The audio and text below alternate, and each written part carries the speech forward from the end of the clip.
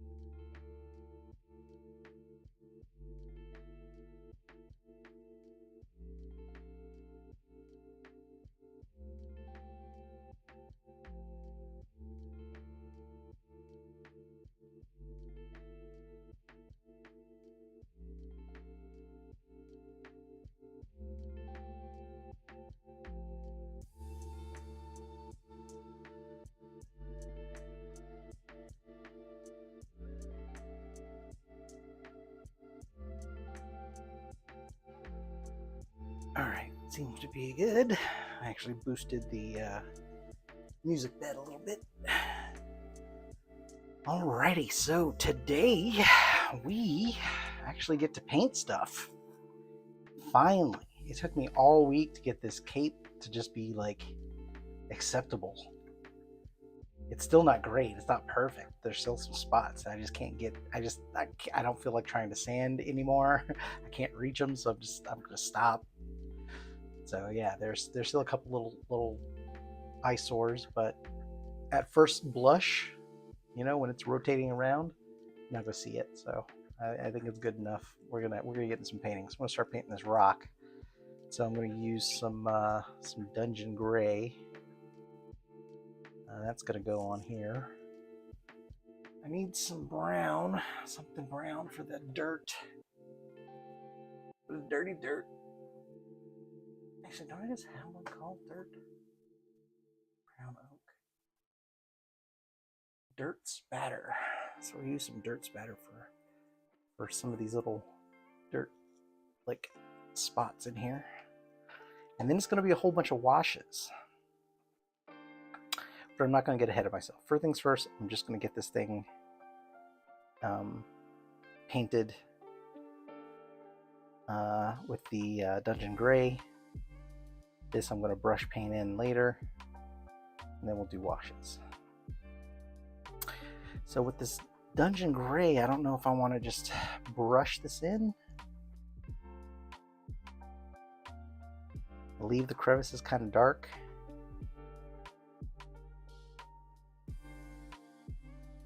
Kind of brush it. I mean, airbrushing it is, I'm trying to get down in little crevices. It's just ridiculous. So it's much easier to just brush paint it on. So yeah, I think that's what I'm gonna do. I got a little bit of a leftover jar anyway, so bottle. So let's use this. I need a new paint rag.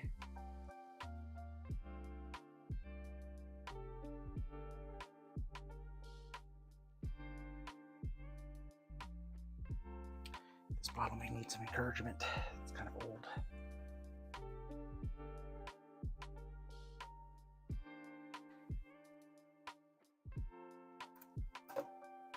I want to put the things that I need the most out so far out of reach.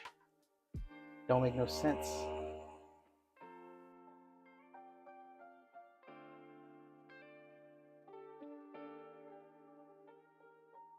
All right. Just gonna go ahead and kill this bottle because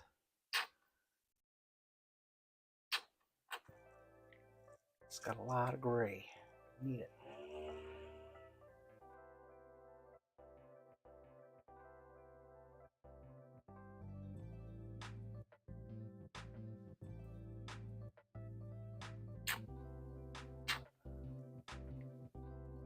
I'll let gravity work on it for a second.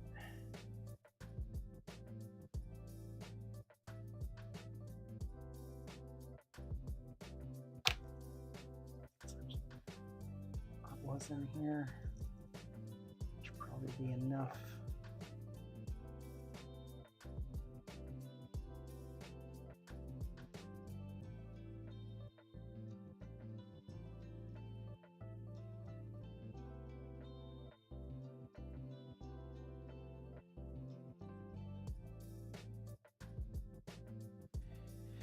Yeah, so this I really don't want to like force down into the cracks or anything, and kind of let them stay black down in the crevices and stuff.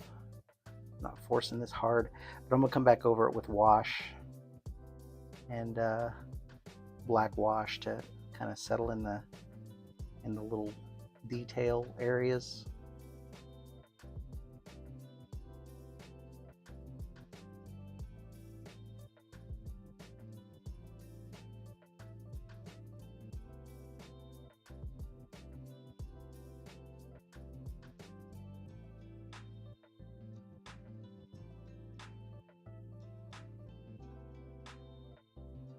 I wouldn't say I'd go so far as say I'm just like lightly dry brushing it, but it's kind of similar.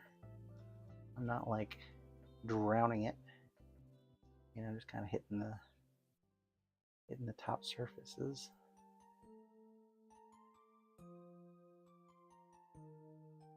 Like I said, I'm going to be going back in with some wash and stuff anyway, so.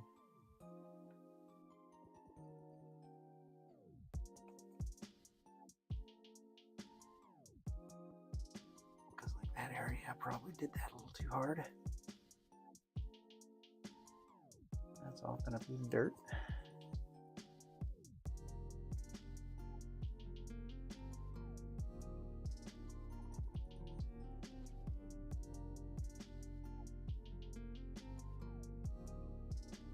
A little extra light over here.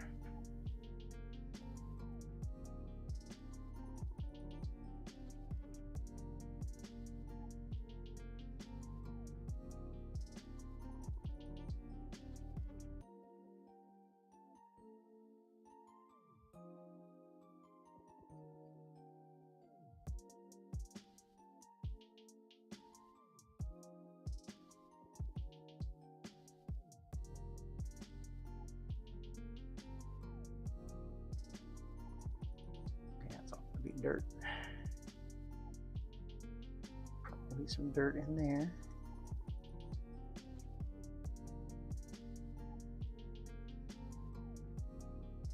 I like starting with the rocks in the base. It's a nice, just a nice way to warm up.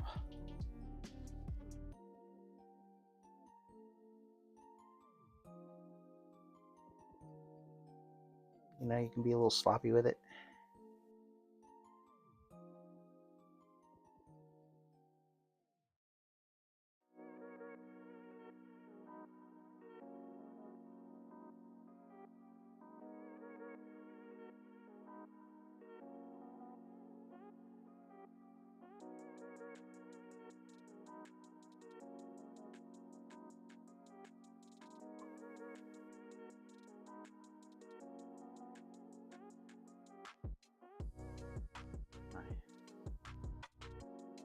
Grip on the front in a good place. And see, so these I'm not going to go all the way down in there.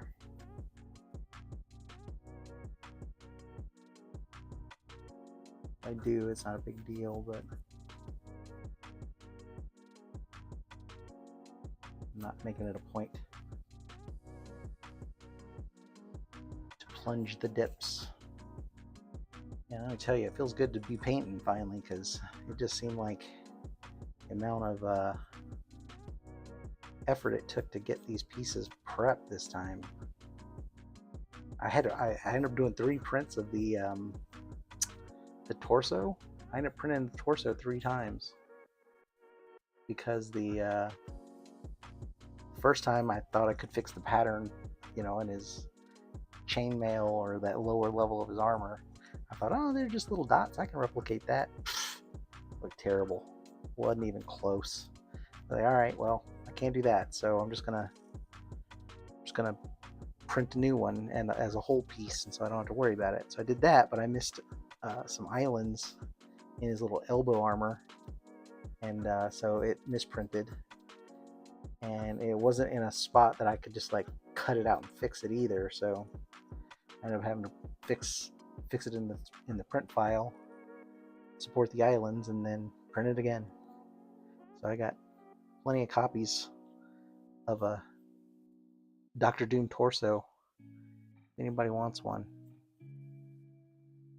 They're garbage. I'm going to use it for some testing later, so I want to test some armor or test some chromes. Because I'm still, I mean, you know what, on second thought, I'll still keep it for tests, of course, but I don't think I need to test the chrome because I'm not going to use the mirror chrome like I thought I was going to. It'll look too flat. It'll look shiny, but it'll look too flat. So I'm going to go with the Vallejo chrome and the washes, and then I'm going to do a dry brush of Vallejo chrome again to kind of brighten everything back up. And then that way it'll have some visual interest. Because if not, if I just use the mirror chrome, then it will just look, like I said, it looks cool, but it's just very flat. And if this was painting it for cosplay or something, that would be different, but I'm just faking all this, so. The back side of these rocks here. I'll be, like I said, going in here with some wash anyway, so.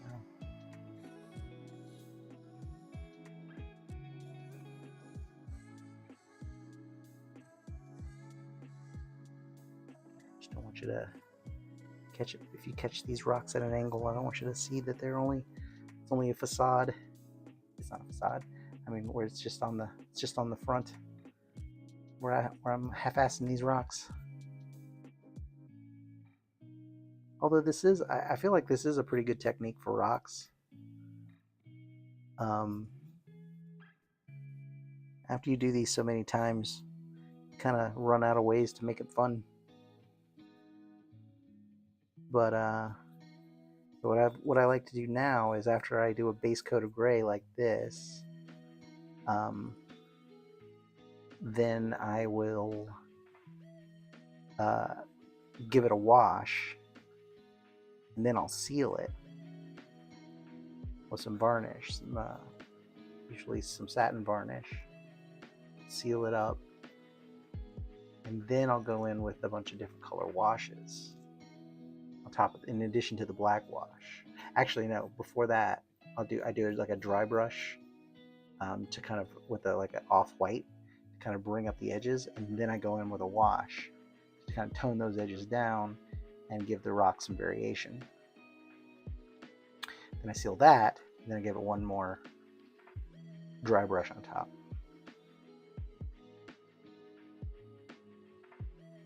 Yeah, see, this is the part I was talking about. Like, when I tried to airbrush down in here, it was just a spectacular disaster. So I ended up brush painting in some of this primer into these areas.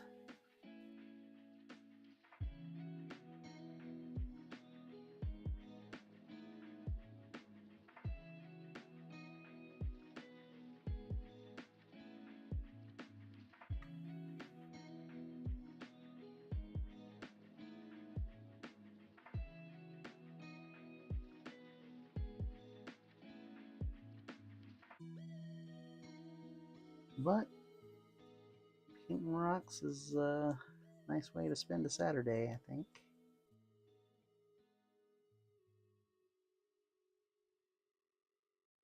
I'm just going to paint this whole base, and then switch to the character stuff. This paint job is actually not going to take that long.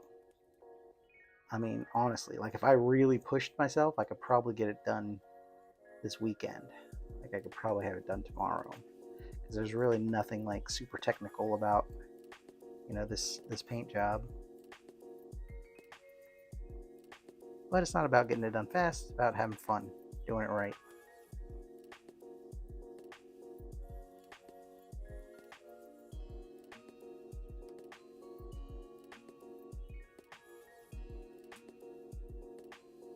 Yeah, so these like little spiky rocks down here, I have no idea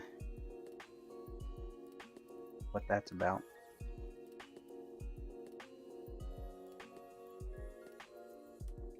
Like rock shards.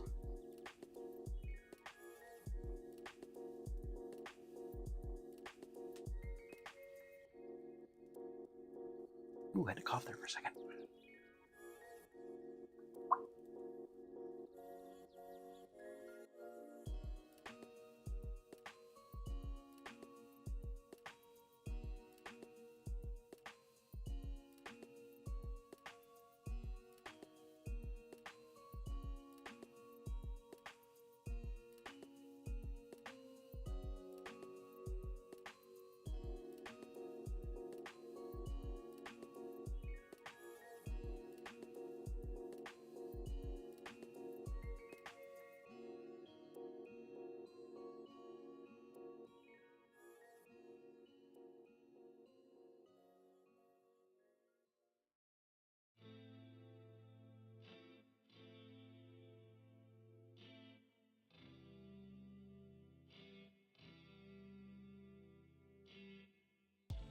Grr. Excuse me. Keep coughing.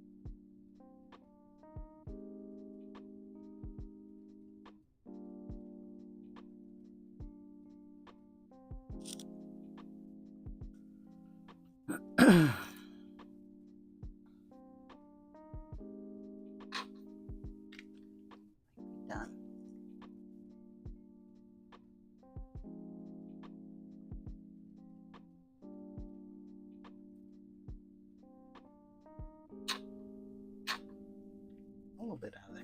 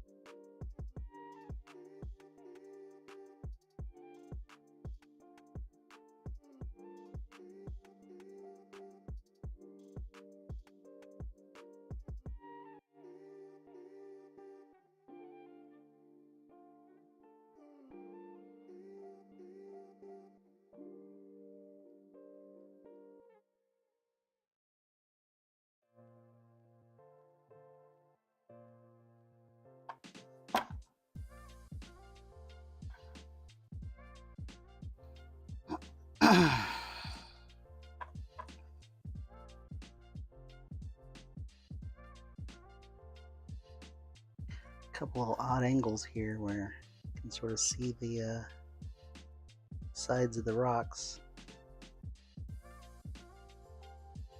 Paint those sides.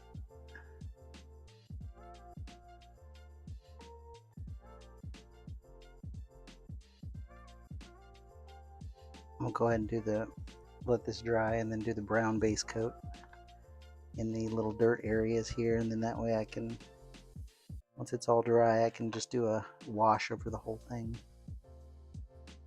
And then the wash is gonna take a couple hours to dry. So I'll move on to painting the character, because I don't want to rush the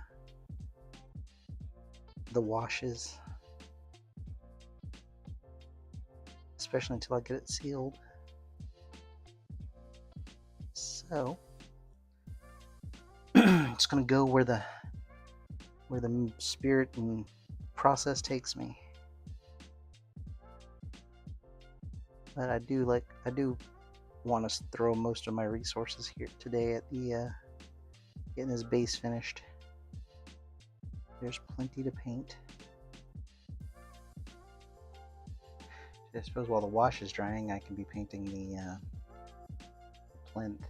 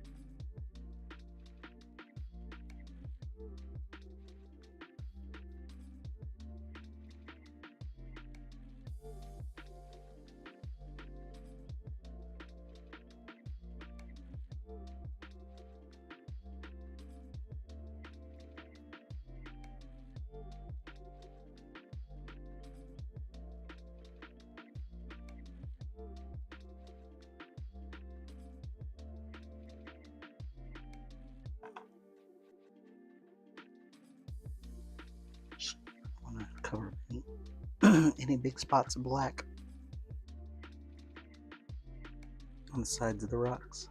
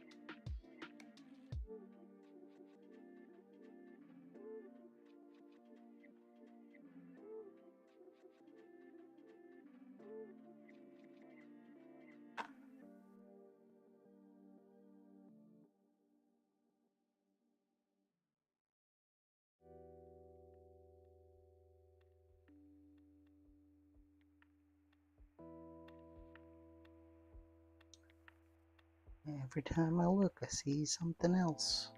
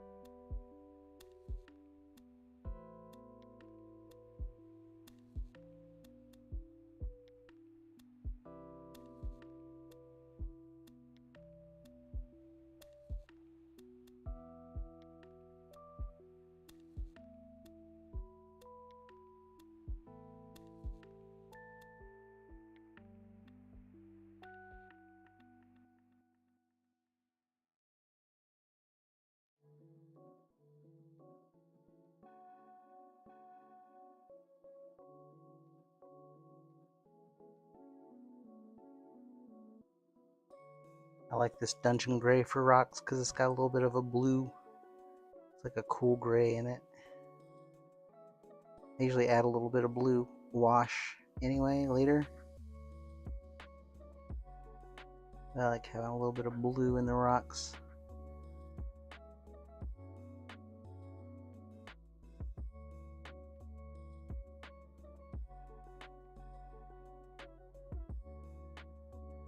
You have to make sure they go all the way to the ground here.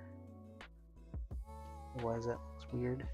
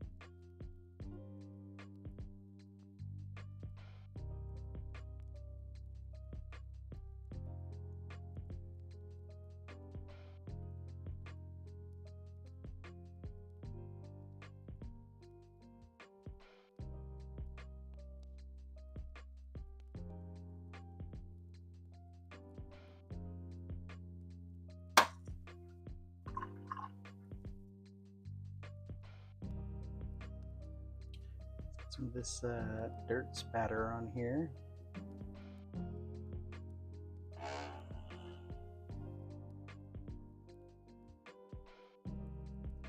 Give it a good shake.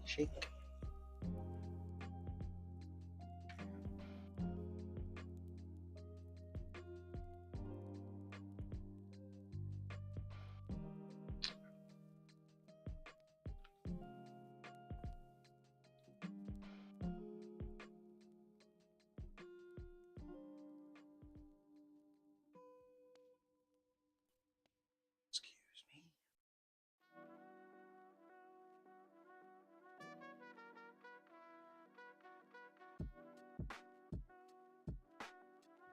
Both these are, both these are kind of bright right now, but the wash is gonna tone it down quite a bit.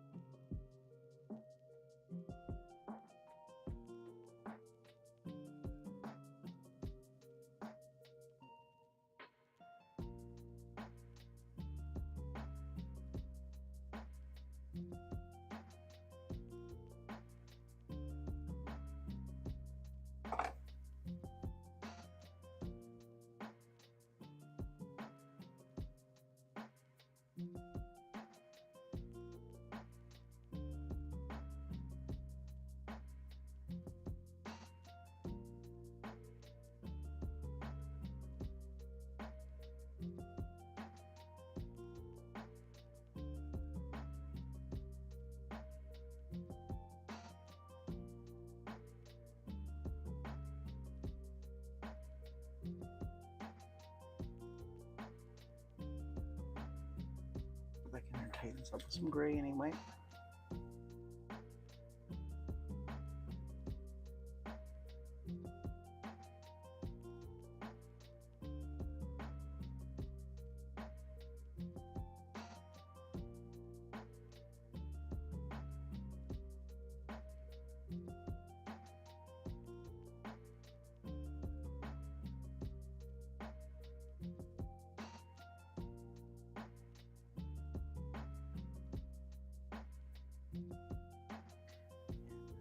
That.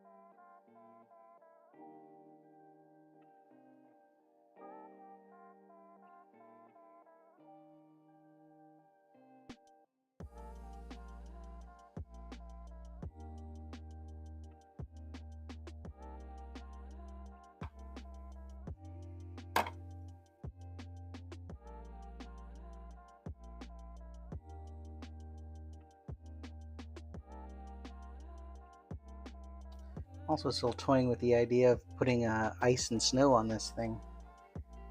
Or just putting like snow up here because he's got his little fur coat, little furry scarf thing on, which would lead me to believe that he's chilly. He's chilly, Dr. Doom. So maybe some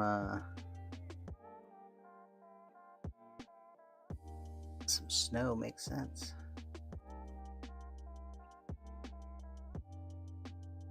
If I do that, I'll do it at the very, very end anyway. So you can see how these rocks turn out.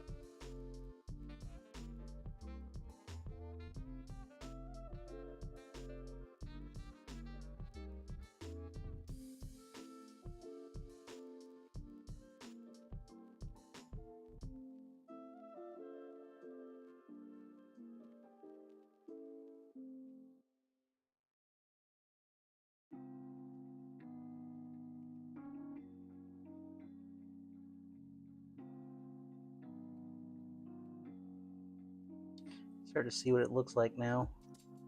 I didn't realize how much dirt was in here.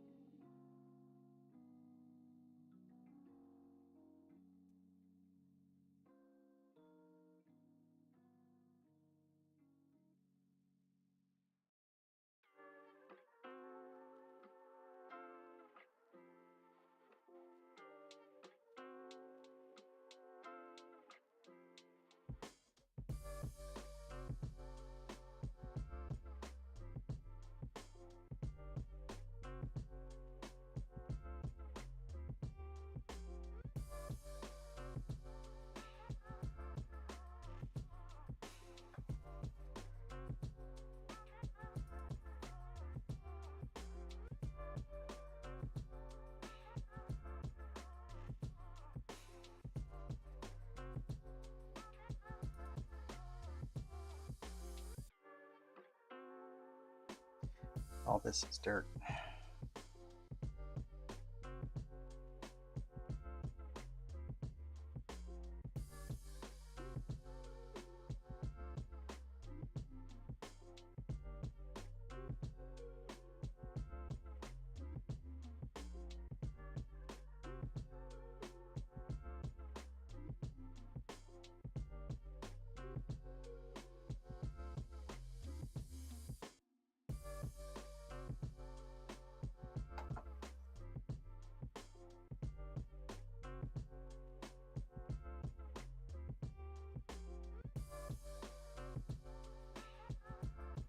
That is clearly squared off. I'll just...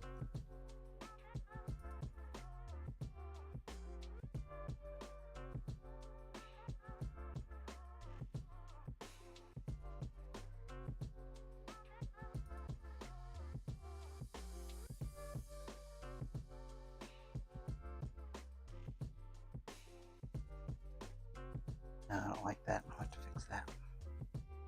What's up, DL? Trying to decide where to put all this dirt in here to break up these rocks. It's one of those things, once you get started on it, you just keep finding more and more. Of course, this is the back, so. Dude, I'm just finally happy to be done with that cape. You have no idea how many times I've been working, how much work I put into that, like trying to hide the seams in that cape. It was absurd. And it's still not perfect, but it's better than it was.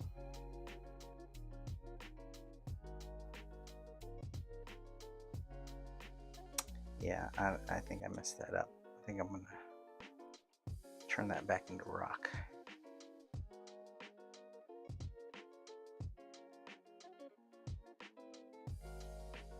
I'll leave the in-between here.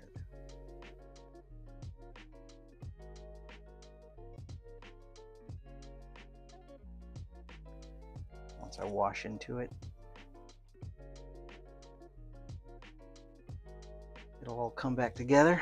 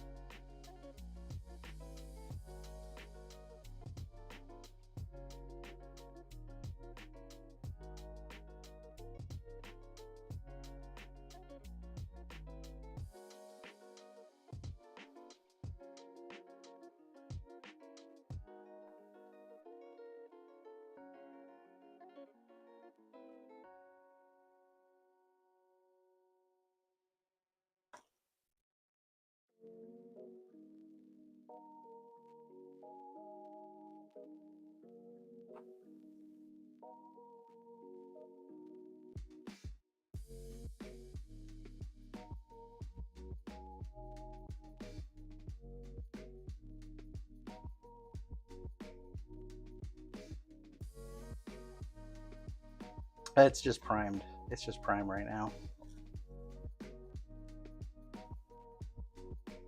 Yeah, so you can see it's not perfect, but I got most of the seams hidden.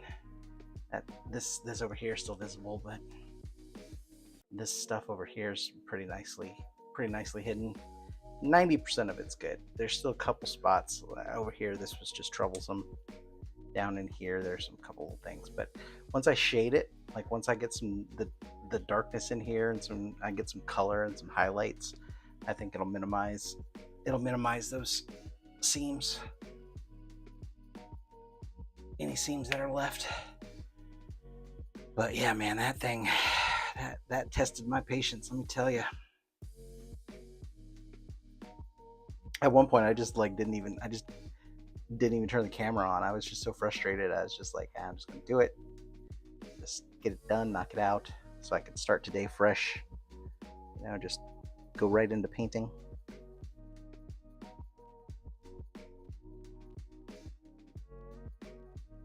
And that's what I did.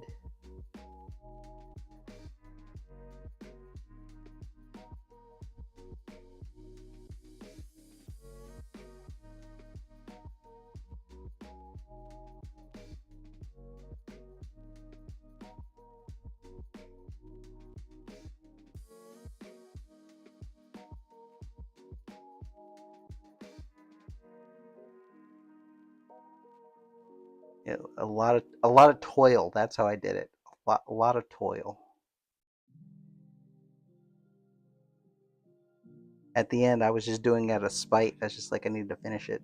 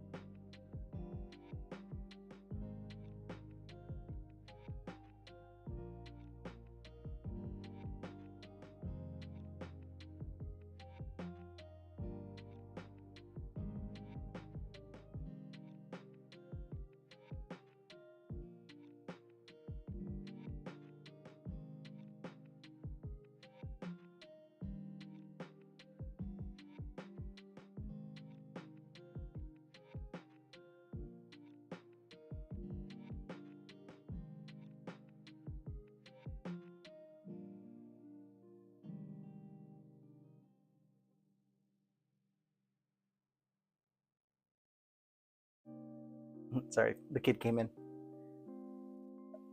Yeah, I just, like I said, that thing just tested my patience.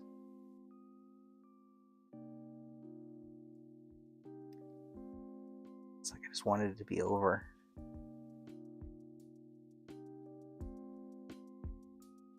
There's a lot of little dirt gaps in here.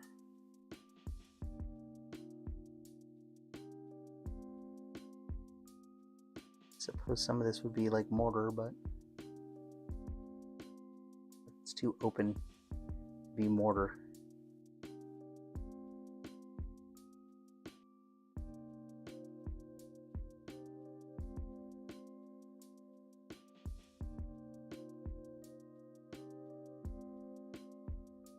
Sometimes it's easy to see what the sculptor's intent was. Sometimes not so much.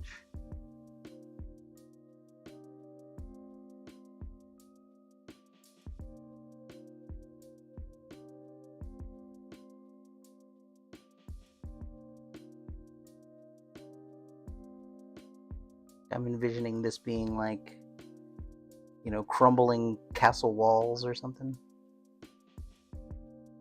Like an old castle ruin.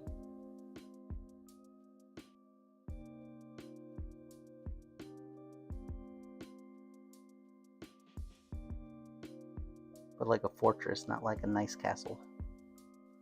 Like it's just made of fucking rocks and dirt. Doom standing on top of it.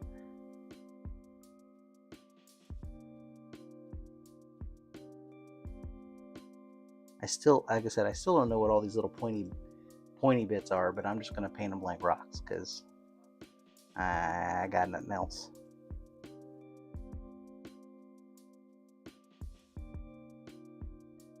But yeah, in between some of these rocks, there's like this smaller texture,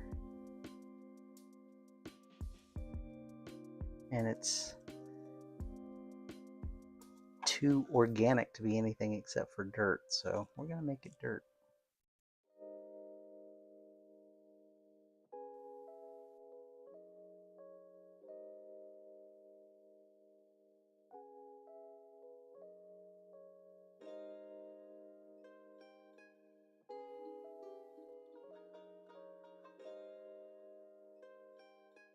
In the wash, I'm gonna kind of unify everything, so not too. It looks a little blocky and choppy right now, but trust the process. And there's way more of this once you start looking.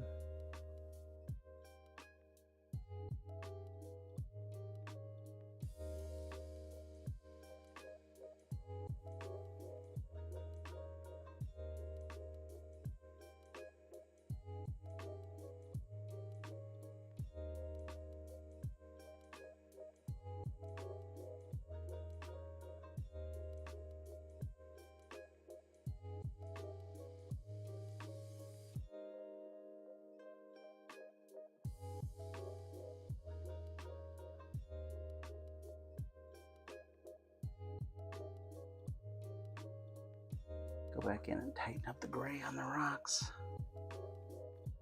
after the fact.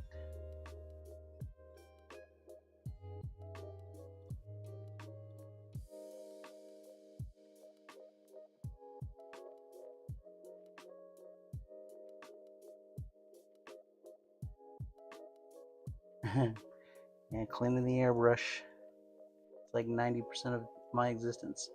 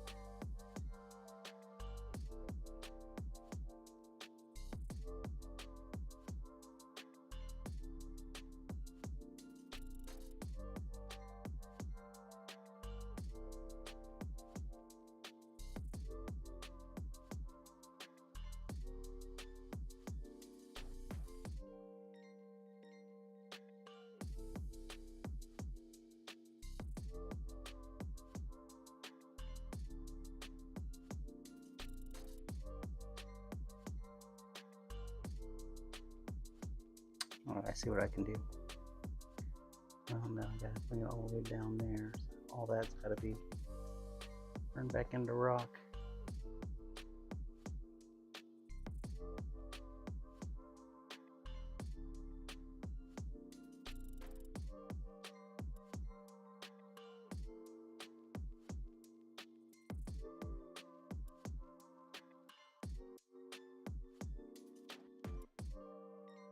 Is that support? The support. Holy crap. Aw. Success comes out of your airbrush too, bro. It just, you know, take some practice.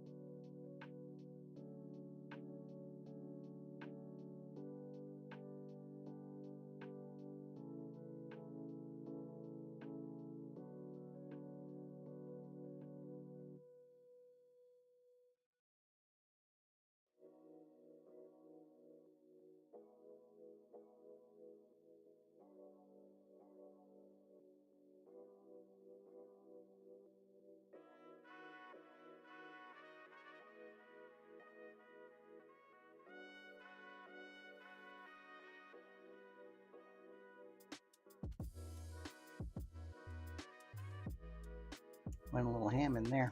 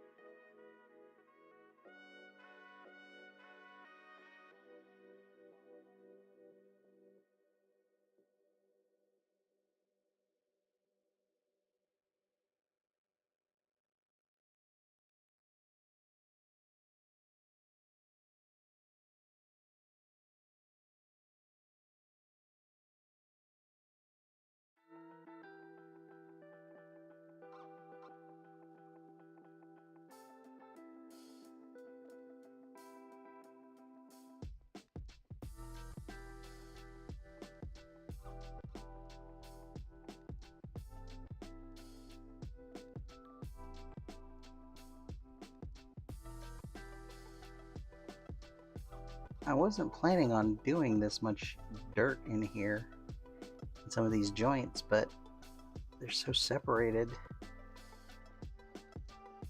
I'm not doing everything, but just where there's like a visible weird texture in between what's supposed to be rocks. Kind of going in there, touching it with a little bit of brown just to give it the hint that it's dirt.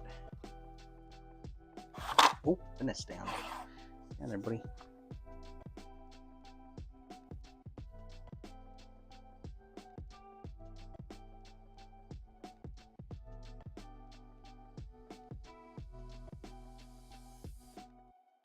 And it's like the more you look, the more you see.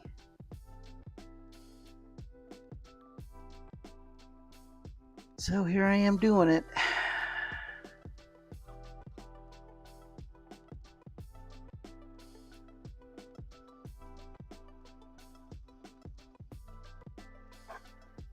The brown really does help kind of break up these rocks.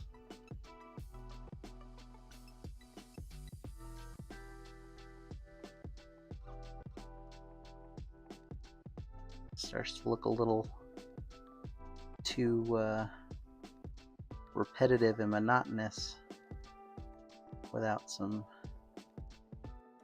little visual interest, something to break it up a little bit.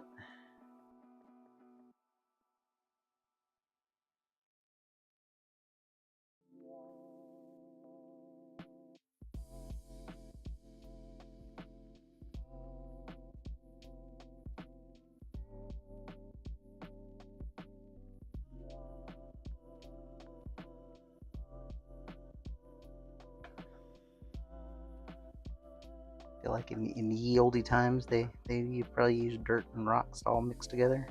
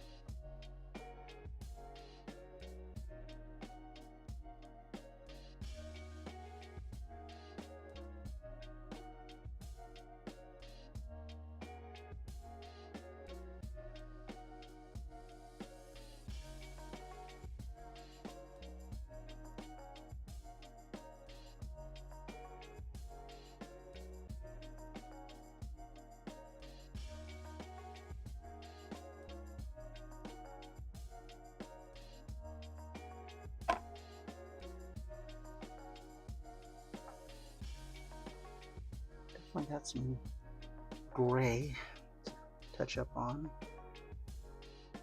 It'd be easier to paint the sides of the rocks though after this brown in here dries.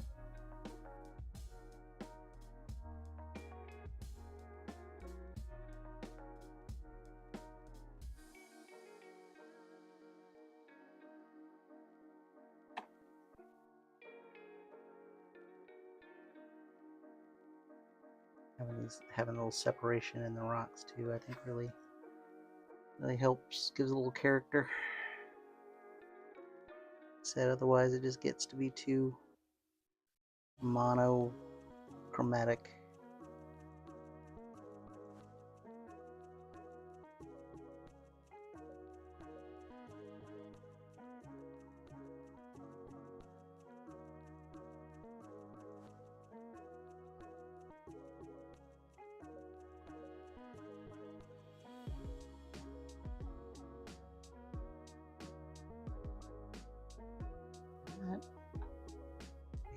More choice, but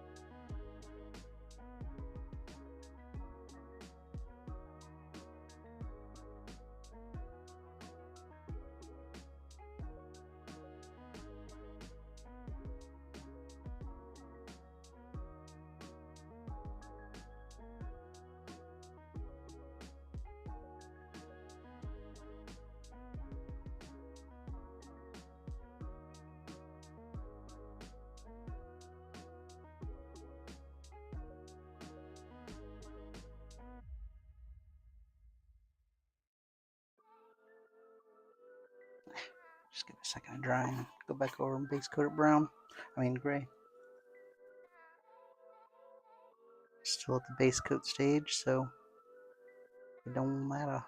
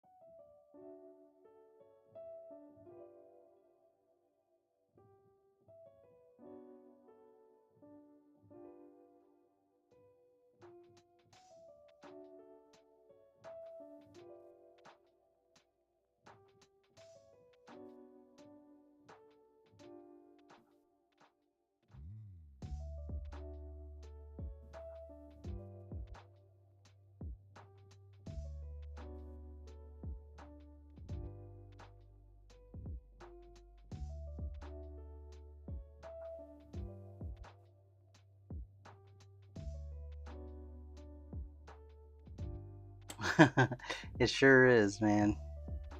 Details is what makes it good, though. Nobody ever looks at something all flat and, you know, not details and said, oh man, that looks so not details. Look at those not details. Nobody ever says that.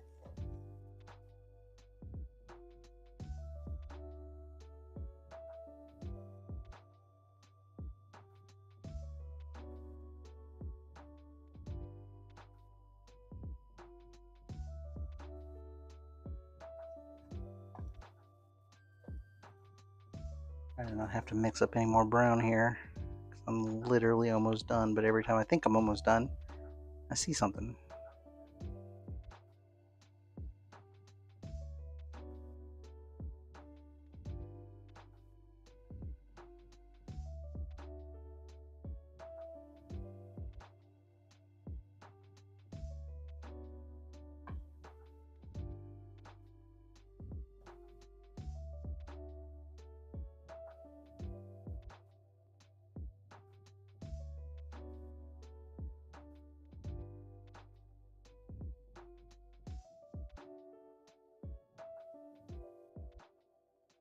All right.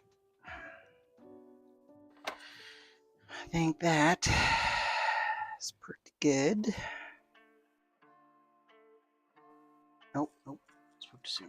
Let me get some in there.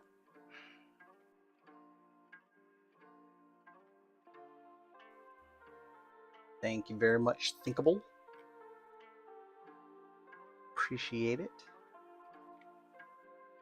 It's finally, I said I'm finally getting to actually paint. It's been about 2 weeks worth of just like pre-production, just production, I should say, of getting that cape sanded down and ready for paint. And then I ended up printing the upper torso 3 times. The first time I printed him in pieces, thinking I could hide the pattern, or I could fix the pattern in his arm. That was terrible. That was a terrible idea. And then, so I was like, oh, I'll just paint the, or print the whole thing in one piece, and then I don't have to worry about the pattern. So I did that, except I missed some islands in his little elbow, and so I had a misprint. So I had to print the whole, and I couldn't repair it because of the way the structure is. And so I end up going back and having to fix those islands and print the whole thing again. But the third time's a charm because it looks great. I'm happy that I did it, but at the same time, man, what a pain. All right, let's see if I can get any more of this gray out of this bottle. But I think it's done. No, I got a couple drops. Let's give it a shake.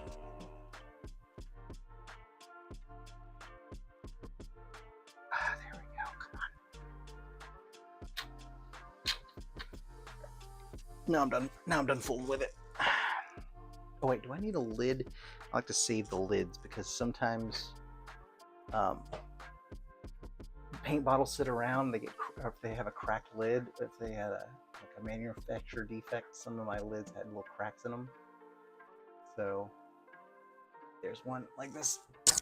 This is the one I was thinking of. This old gold. You see how this lid is super cracked here? Not anymore. Yeah, I don't know what the heck that was about, but that's not supposed to happen. That's no bueno. Can I turn this light down now? Now that I can see down in there a little bit better. It doesn't need to be that bright. There we go. All right, so yeah, let's go back in here with some gray.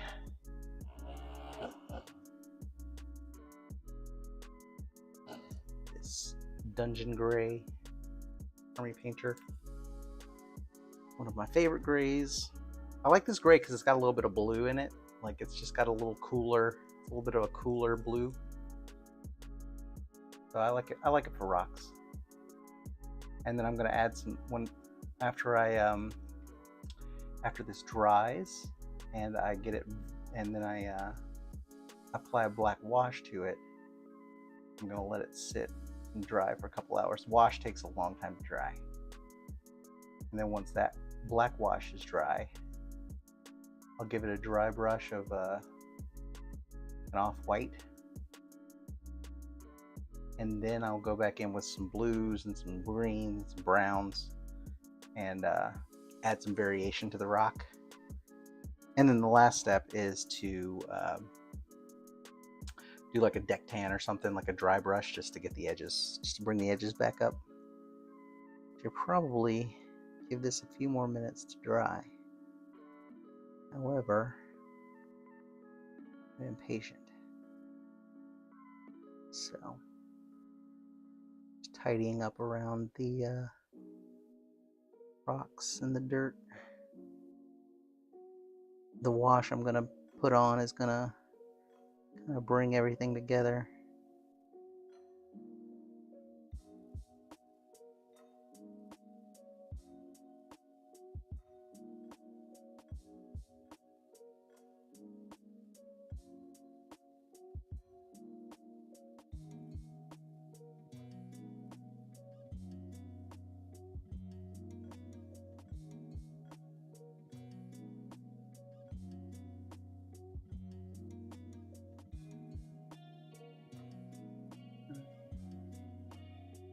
Tighten up some of this.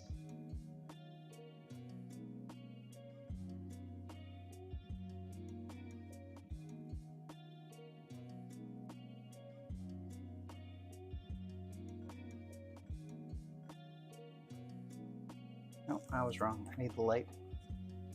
I got old eyes. I'm an old man. I got old eyes. Can't see shit.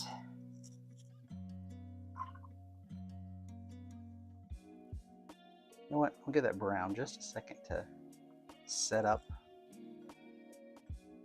That little paint pot's not going anywhere.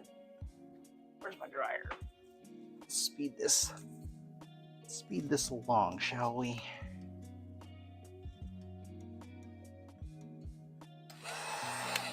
What's that? Oh, that was a little bit of great.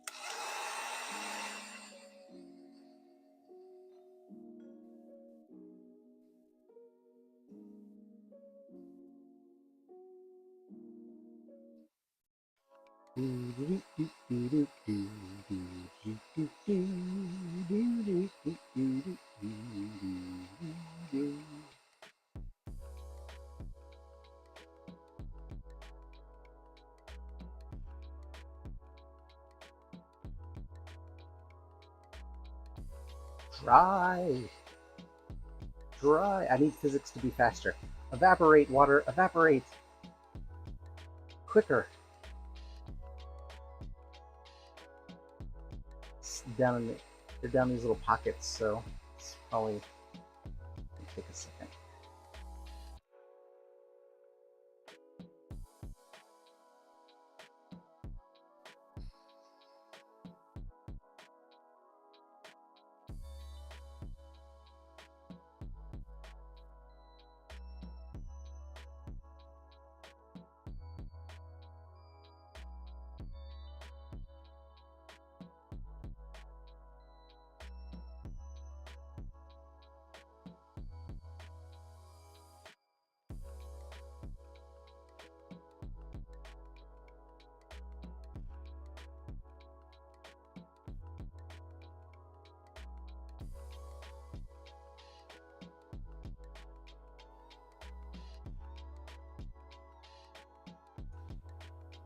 And that concludes the session of watching paint dry.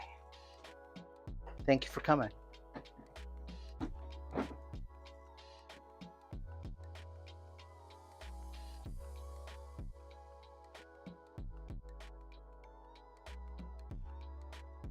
All right, now I can a little more safely get in here and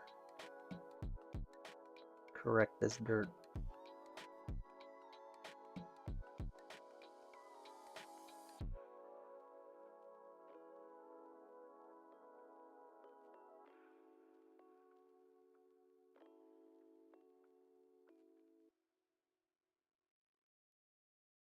Clayface is coming out. I'm almost done printing his torso. Well, no, I'm just starting printing his torso.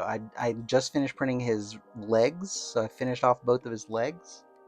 Oh, I'm putting brown on here. What am I doing?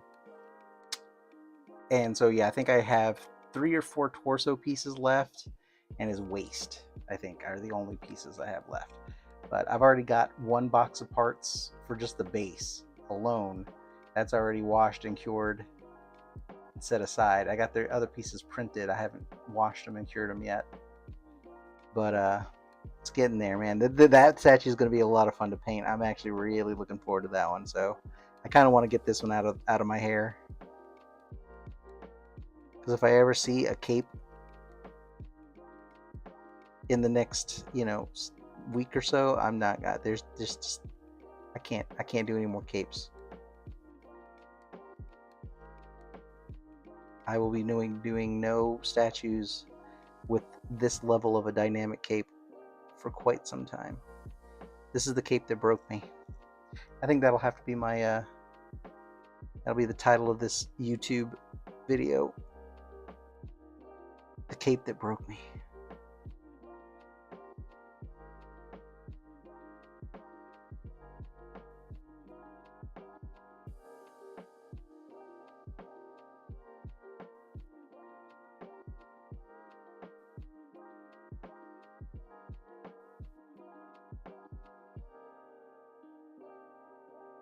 This Clayface is gonna be pretty sweet though. It's got it's just big. Like, this isn't even like the quarter scale size. This is just like the 1/6 scale, and it's big.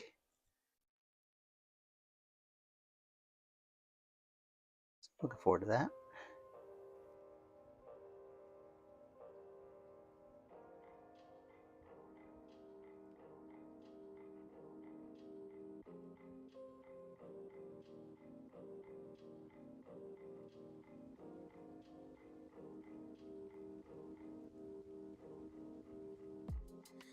Most of DC villains are Batman villains. It seems like at least most of the notable DC villains are Batman villains.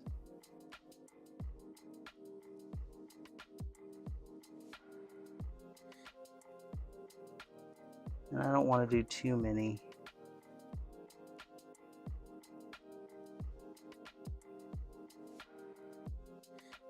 So I feel like I should do a Penguin. Probably do a Riddler.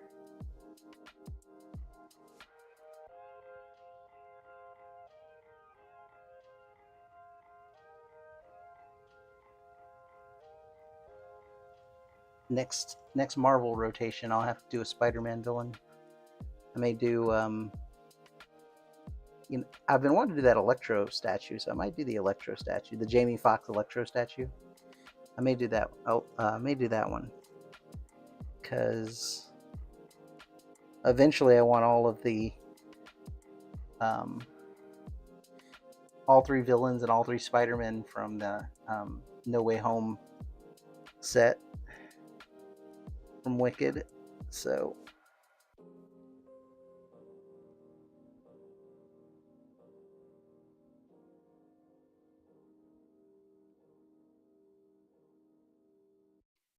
two-fisting my my brush here.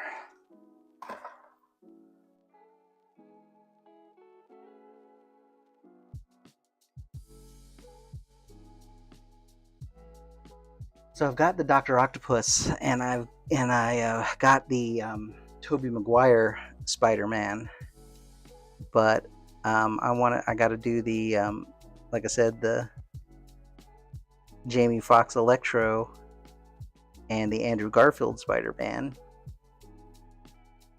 and then I've got to do the Tom Holland Spider-Man and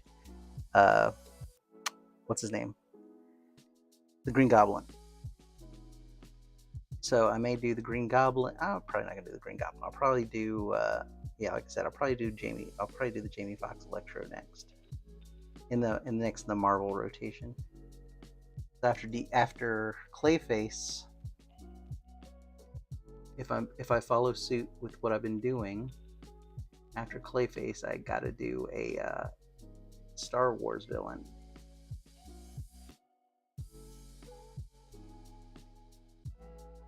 And I'm considering doing an Emperor and Yoda Senate battle diorama. Considering doing that. Yeah, I got Kraven, I got Carnage, I got those. I'm not a huge fan of doing the Kraven or the Carnage statue. Carnage has never really been, I don't know, never been one of my favorite villains. I got a pretty good Kraven I got to do. Oh, there's a Deadshot. I got a Deadshot I definitely got to do, and it's pretty cool. I got a Deadshot and a Deathstroke. I got to do those in their rotation at some point. Still got a whole lot of year left. Whole lot of villain year still left to do. So that's exciting. Yeah, I want to do a Grievous, but I decided if I'm going to do a Grievous, I'm going to do it really, really big. I'm going to do a quarter scale Grievous because the only way I can run lights to his, the only way I can run wires to his sabers is if he's really large because of his spindly little robot arms. Unless I just leave the wires exposed, which is also, an option. I'll go get red and black, and just kind of, or different colors, maybe like red and green or blue and green or something like that, and just leave the wires on the outside of his body. Make him look, A, it'll look more robotic, and B, there's going to be really no way to hide the wires in his spindly little arms. So I think that's kind of where I landed with it, because my kid wants me to do a Grievous too, but I feel like if I'm going to do a Grievous, he's got to be big for the aforementioned reasons.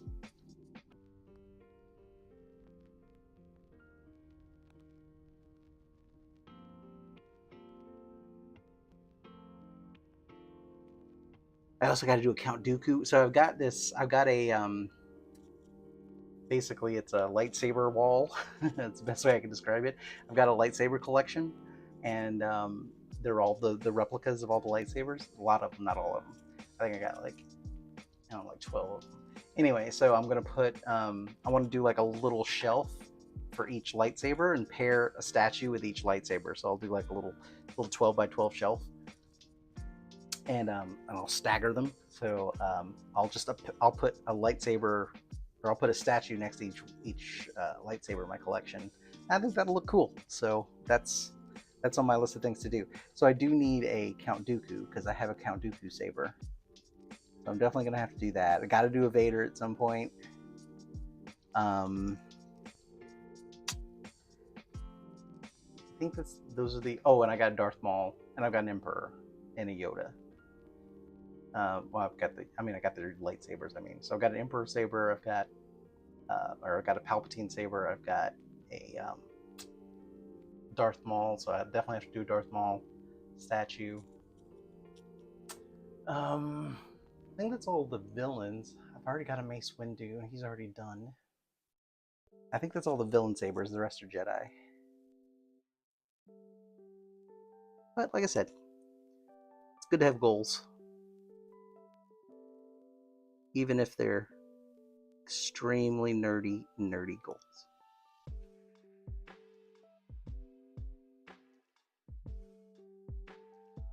Yeah, I do. I do like the Revan statue. The Kingpin, yeah, the Kingpin one is nice. Actually, I think on my next Marvel rotation, if I don't do the Jamie Foxx Electro, I would consider doing the Kingpin Daredevil diorama. And again, it would be large. That one's a nice tall one, so I would want to put that in one of my quarter scale slots in my display. So yeah, if I did Kingpin, it would be a big boy.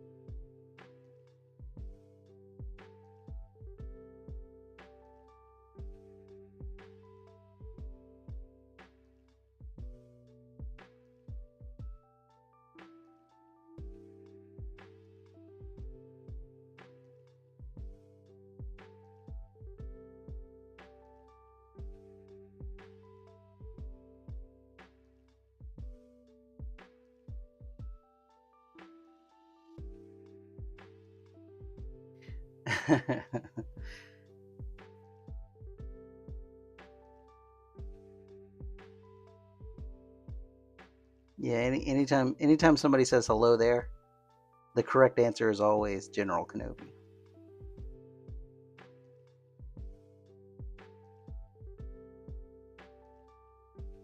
I feel like that should be a nerd test.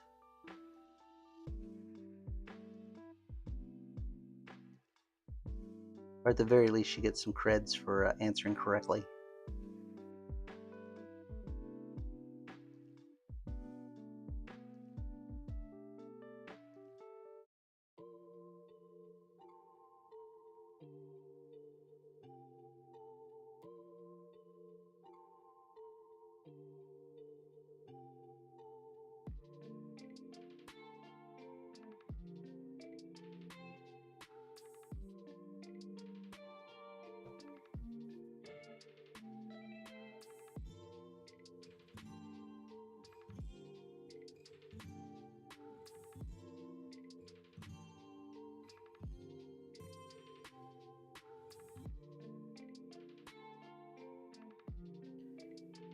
Gotta love painting rocks.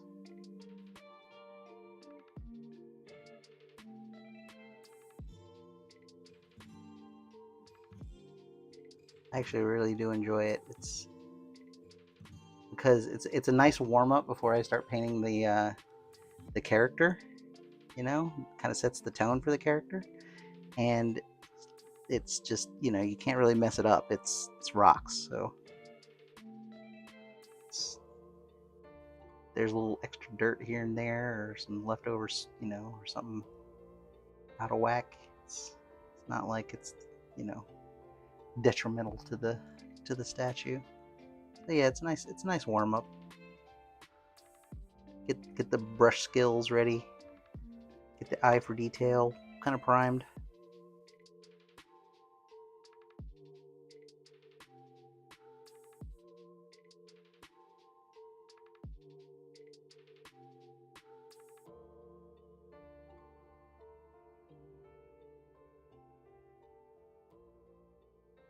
Get those up there. Not the top one. Do any ships? No, I probably not. I might do one later once I get, you know, my Star Wars display or collection a little more rounded out. I was thinking about doing that Mandalorian Naboo fighter. This, you know, when it's all chromed out and stuff. Um, but nah, I don't have plans to do many vehicle things.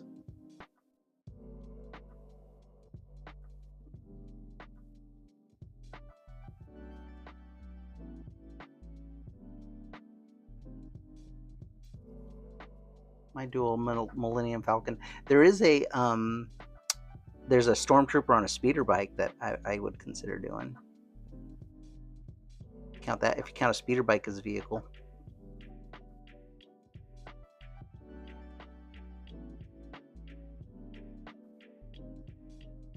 That statue is going to be really long. So if I do it, it would be like for a coffee table piece. You know, it would need something really super long, and I feel like that you just leave sitting out. You know, something that large. I always say whenever I'm doing statues, I like to think about where I'm going to put them. You know, at the end.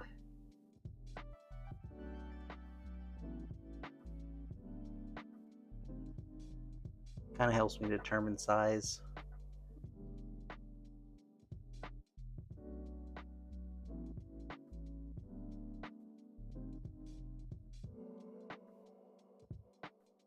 I thought this thing was going to be like super big. It's still big. Don't get me wrong. For a 1/6 scale statue, this thing's still, you know, pretty massive. But that's all rock. But it's not as bad as I thought it was. Now that I can kind of estimate it, it should fit my glass. It should fit in my DTOF cabinets.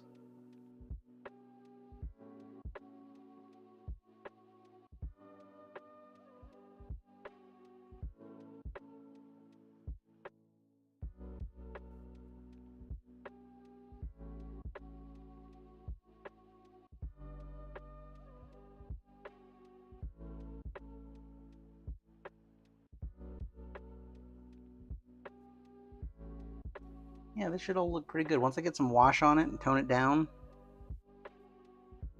and then go back in and start, with some dry brushes and some different washes. I think these little rocks are going to turn out all right.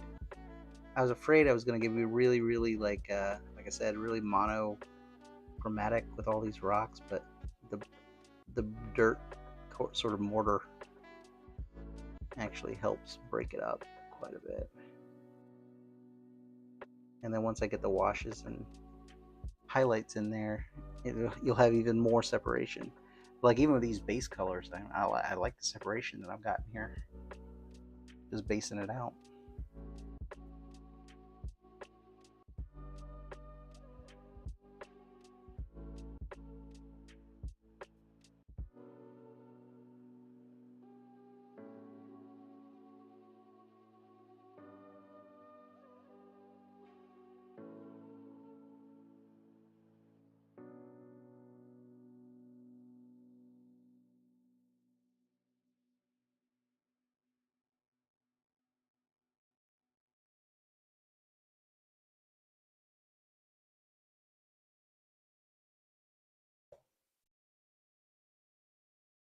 What happened to the audio?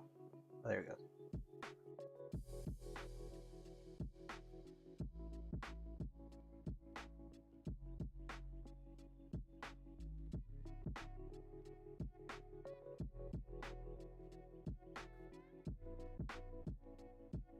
Oh yeah, this is up here is where I gotta redo that rock layout. I painted dirt in the wrong place and it just kind of caused everything to go to shit.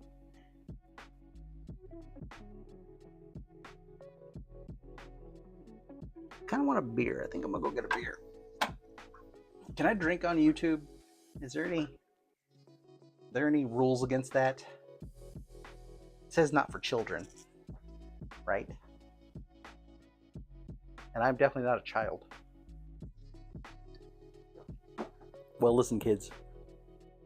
If you are out there having a beer every now and then, you'll enjoy it. At least I hope you do.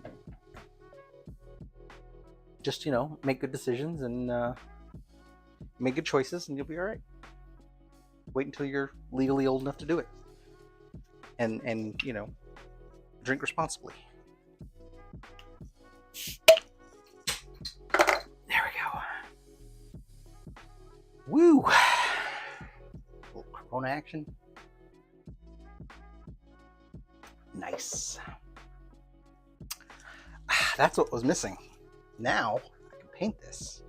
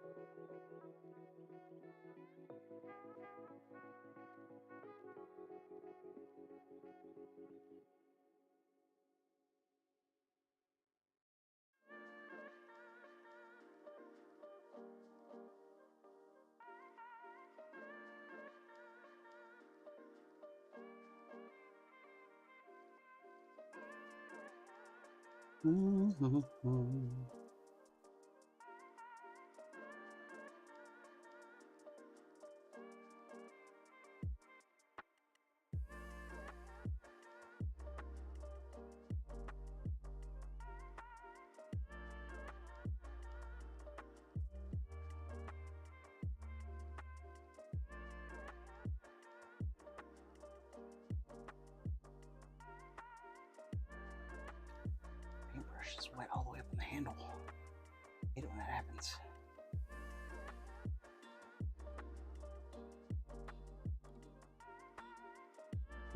Control your moisture, paintbrush. I know you're excited to see me, but shit.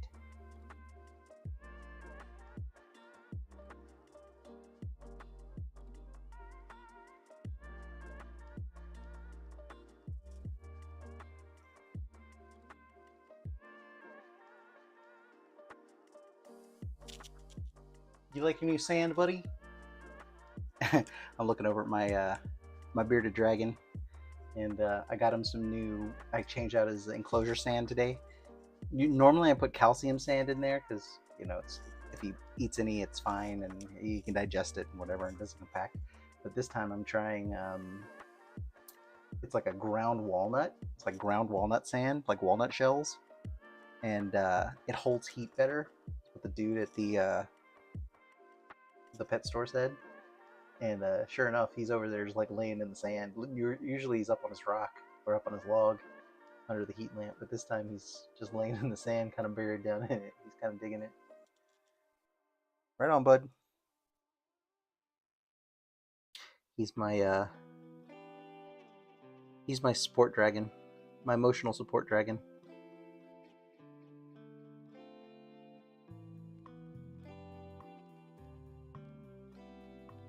As calcium sand was full of mess and junk, and it had been too long, so take care of him today.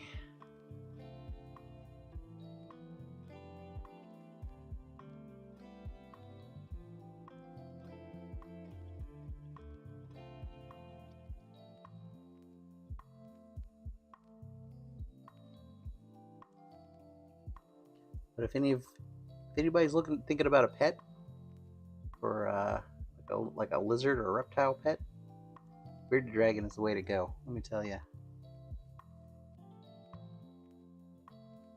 They're super chill, easy to take care of. They even like to be petted. Like he closes his eye. He likes to be, engaged with. Let them run around. When they're young, they're a little bit of a handful because they want to climb and jump and stuff. But when they get older and they calm the shit down, then they just lay around all day.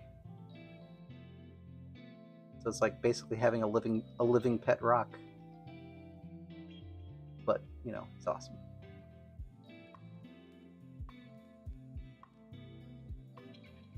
Put little hats on them and dress them up on Halloween. He don't give a shit. And it's a nice conversation starter. People come on and like, oh, what's this? That is a bearded dragon.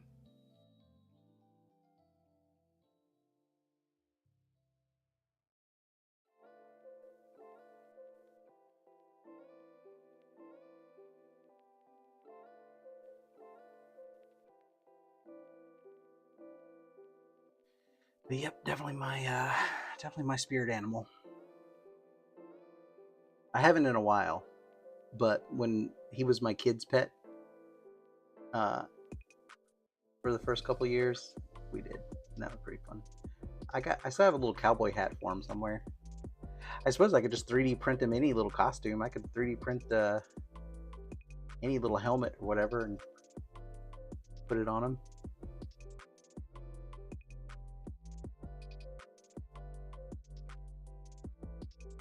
And so I think all this is rock. Up to that area right there. This is where I screwed up. I realized that after I got to the end and there's a hard line, I was like, well, dirt isn't going to make a hard line, so maybe I shouldn't do dirt. So I'm going to fake a rock right here, arbitrarily choose a border or a line, something that makes sense. That.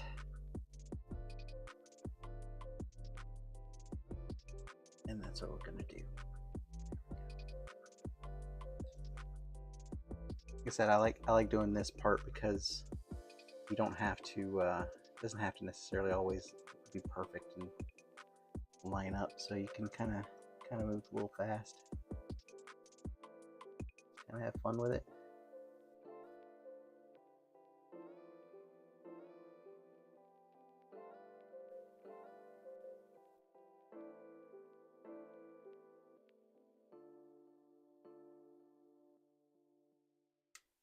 Ouch.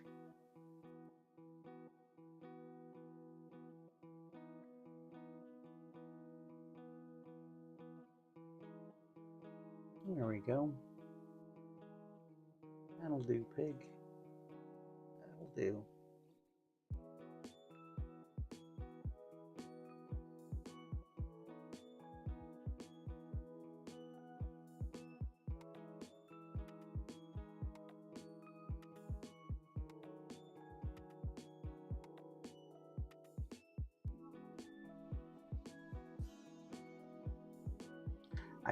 I wanted to take him outside, but we learned after the first couple tries, like take him on a leash, like take him for a walk. Some people do that, you know, but my beardy, he freaks out hard when he sees the sky. Like when he's outside of a room, outside of the house, he freaks out hard. Which, you know, I get it. He's a little bitty fella. We're surrounded by birds of prey. Yeah, I understand.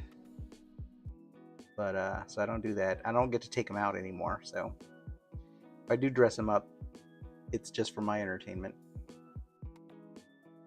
for the internet.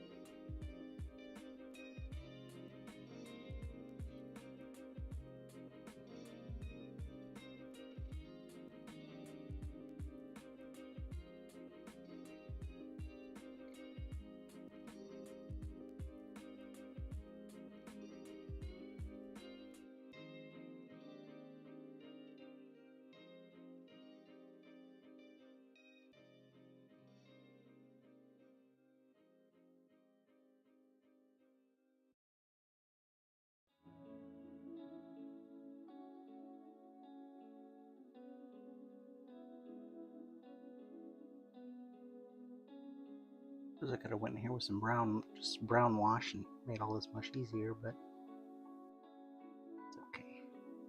We're here now.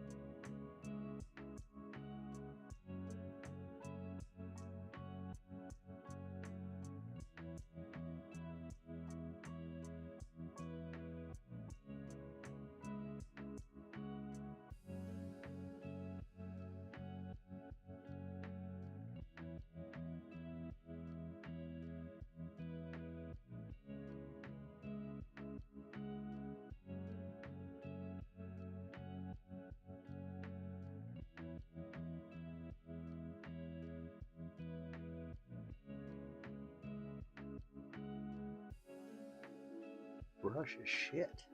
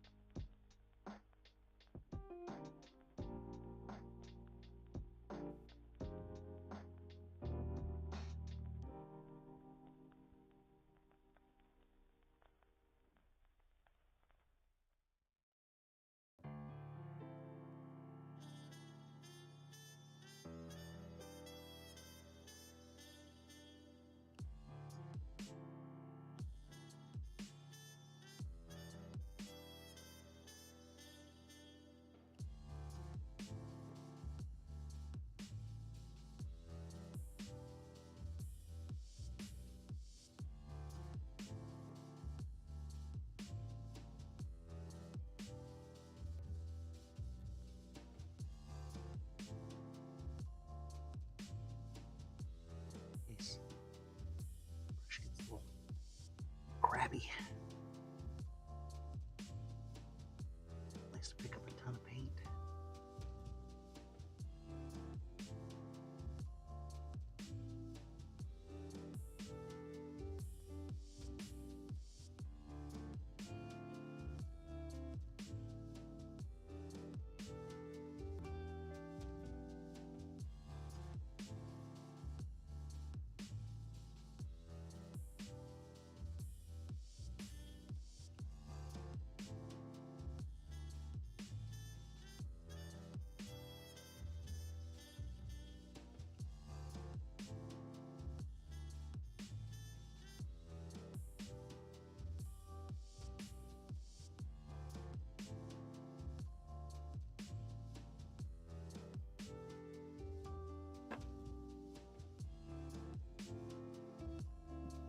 Excuse me.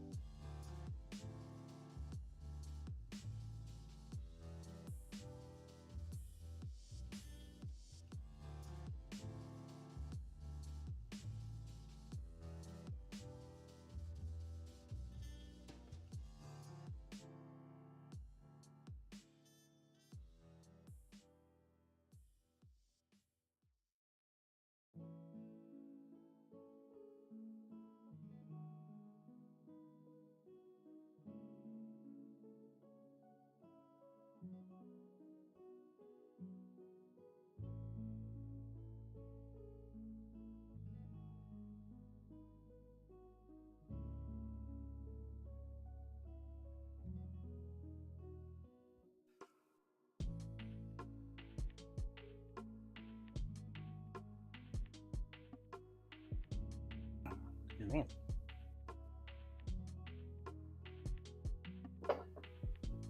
Just trying to tidy up these rocks.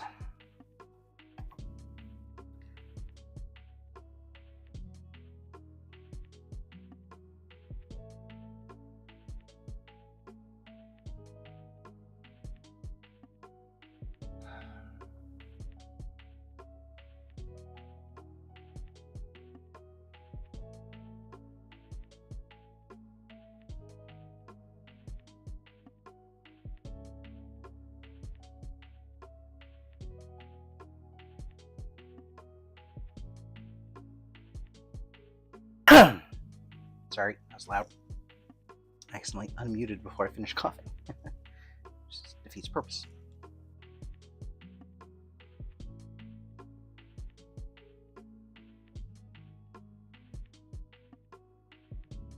My throat's really dry for some reason.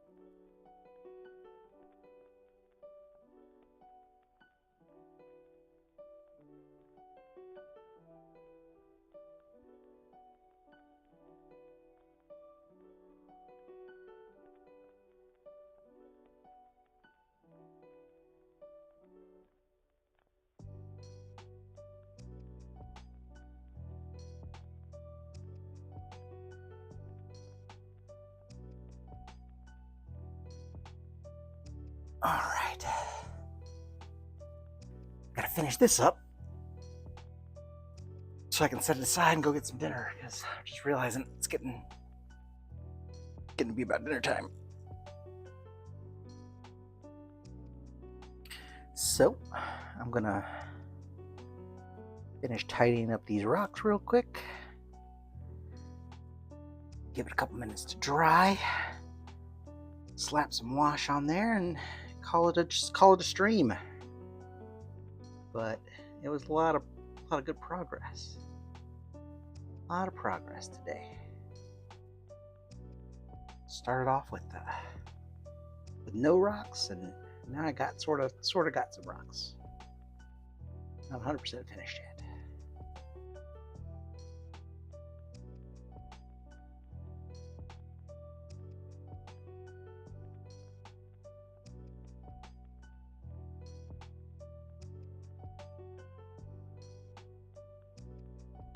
Back here, I think I'm just gonna do a really quick light pass over most of it.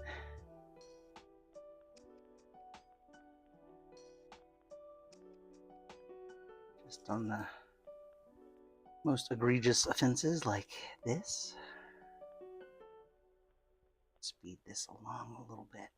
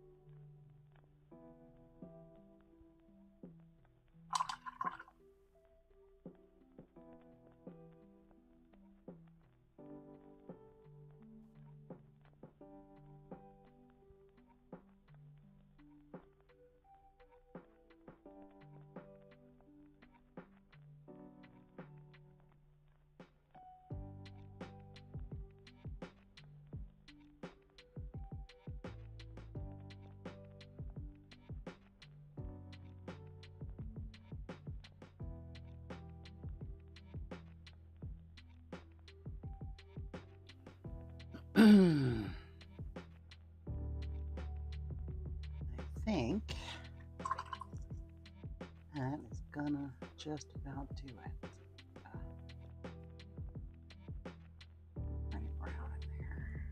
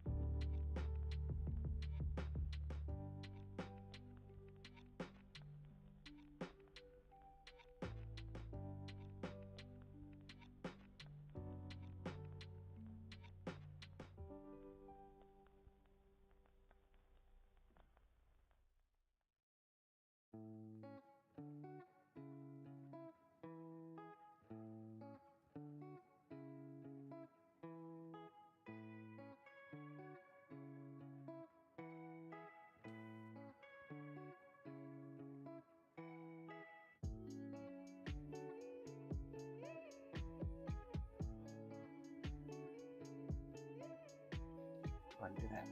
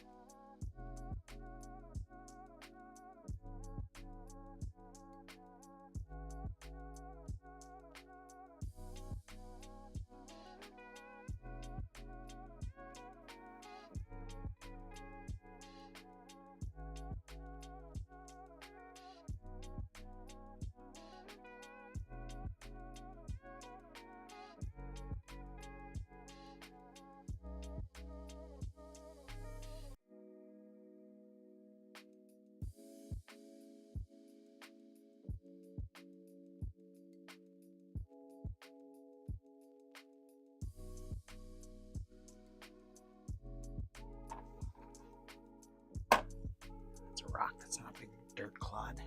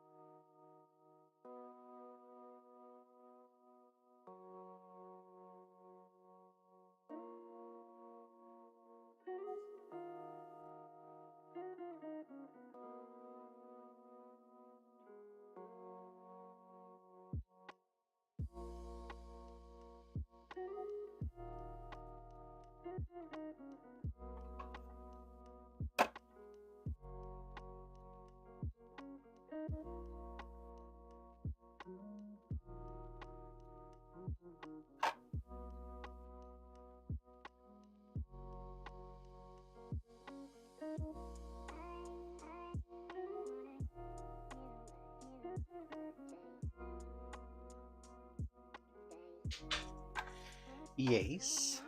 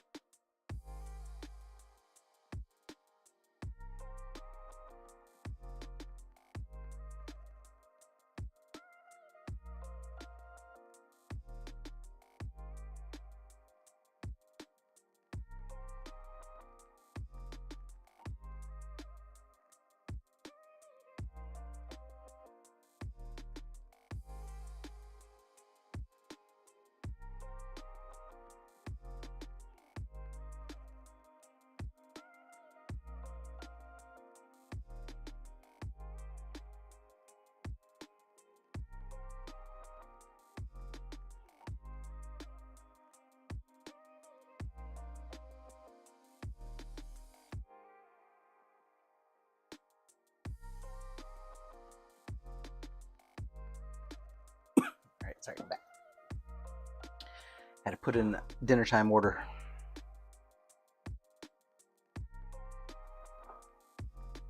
All right, this is good enough. I'm gonna go ahead and slap some wash on here.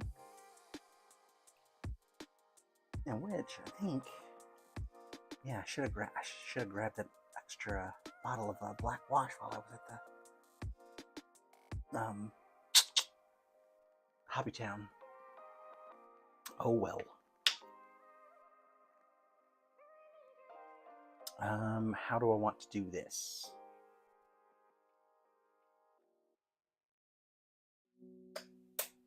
Dispense some in there. This big ass brush. And just slap it in here.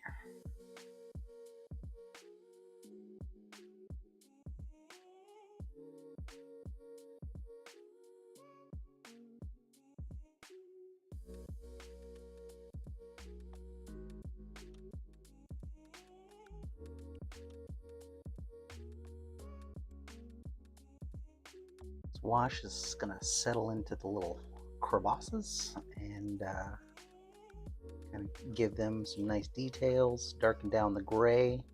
it's actually going to make the gray too dark. And so then my next step is going to be to go back in with a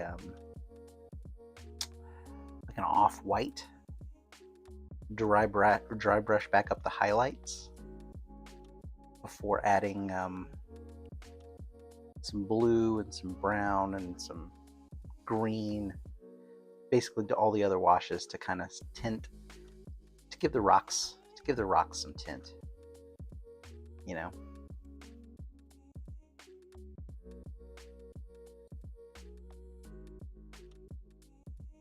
Yep, getting a wash on there now. Kind of slapping it on here. Some people like to go back in and like dab it up, you know, in some spots.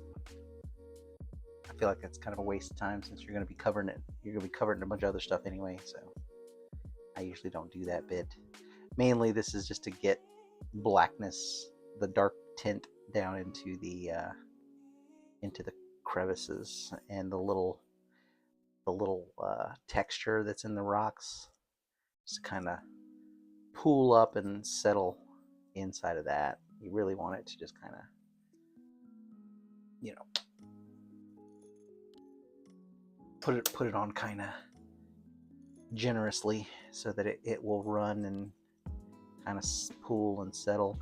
It starts off dark and then it'll kind of find its place and settle down. But then, like I said, I'll dry brush it back up for some saturation, and then I'll add washes that will give the rock a little variation, you know.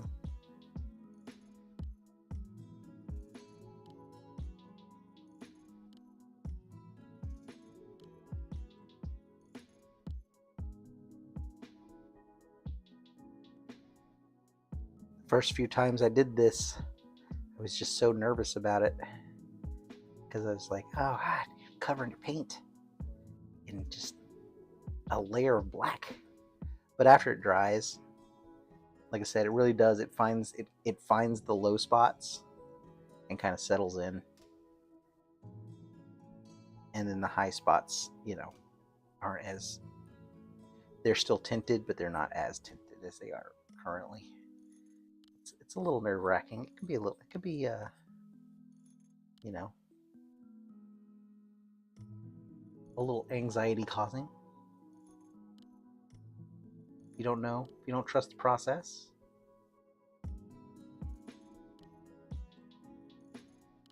I get it. I've been there. That's why you do it.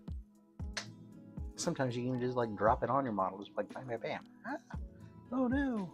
But then you're just going to spread it around anyway. Like I said, you really want it to kind of run down and pool in some spaces, so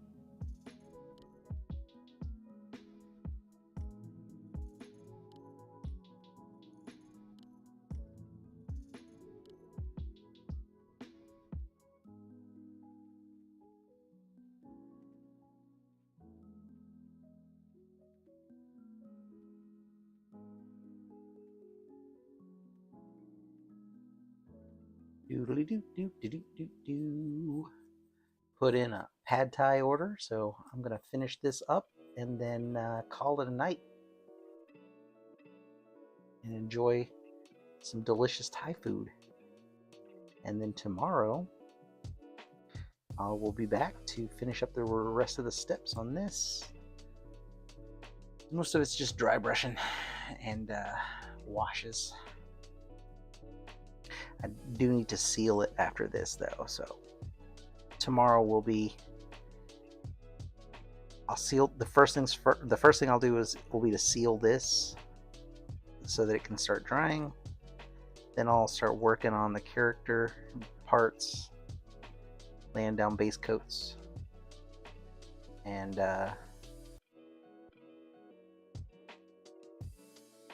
then in between that I'll be laying in some washes and stuff on the rocks. Take the other steps on the rocks here, and I got to base coat the plinth. Do that in like chrome,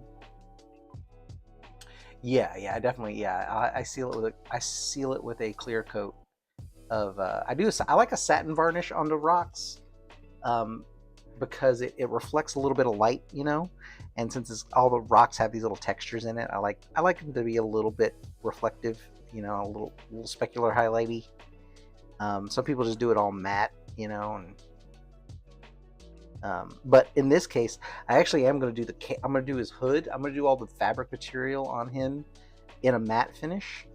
Number one, the matte finish will help hide some of the bad spots in the cape that remain because they won't catch as much light.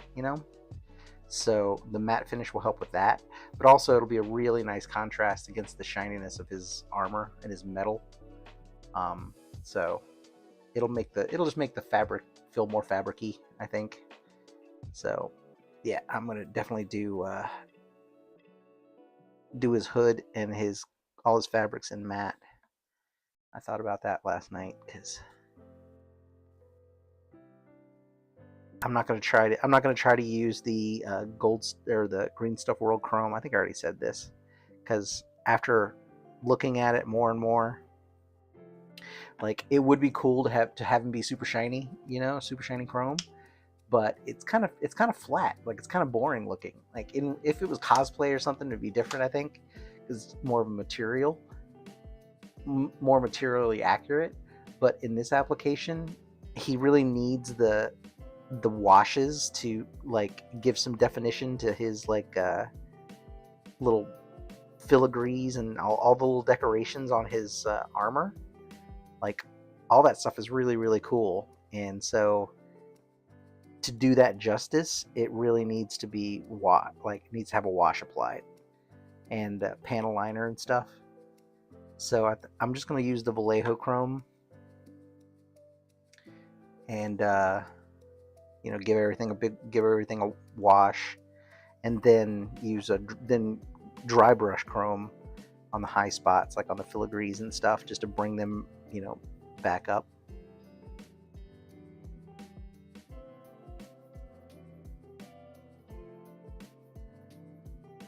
So that's the plan for his suit, for his armor.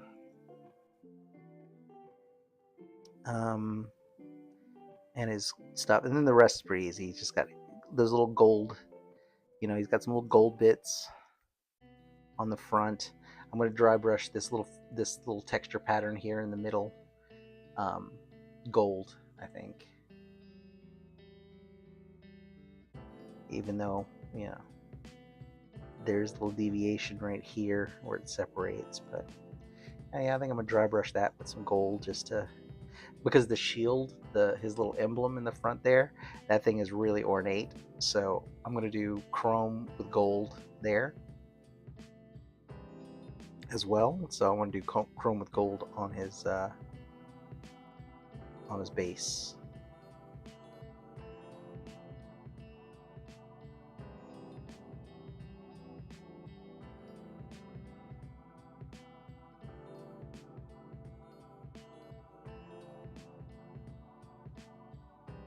Alright, now everything has a nice dark tone. So now the next step, start brightening it back up again. And this is how I like to paint. I mean, you darken it down, you knock it down, you get the saturation. Like, this is really just getting the saturation right. Like, once you get the saturation right, then the stuff you put on top of it really starts to bring it to life. And so I'm doing extra black here in some of these little crevices where I want, a stronger taper to dark. And yeah, and then, like I say, you just you darken it down, and then when you start to lighten it back up again, it starts to come to life. It's really nice. The first couple times I did this process, it felt weird. Put a little bit extra in here, these little darker areas, but I can already see some of the blue from that dungeon gray starting to come through. Like right there. It's just the way the light the light kicks it back just a little bit. And then the blue wash that I put on top of this will, kind of add to it. Actually, that is too much. Can't put too much wash on. I'll be dry brushing that back up later though.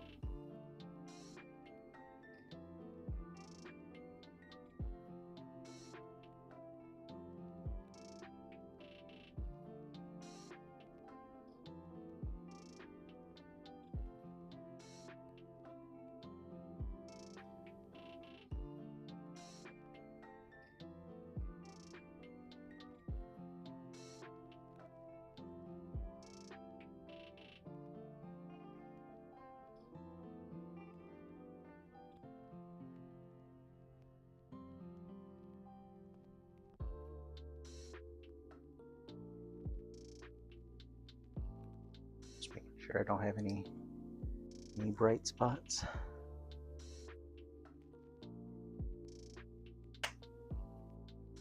That's not that big. It's not that much of a process. I mean, it is a little bit, but it's worth it. And it all kind of makes sense if you think about it. Like, I think about it like layers in Photoshop, or like screen printing, where it's like each layer affects the layer on top of it, and so that's all you're doing really is you're just setting up the layers,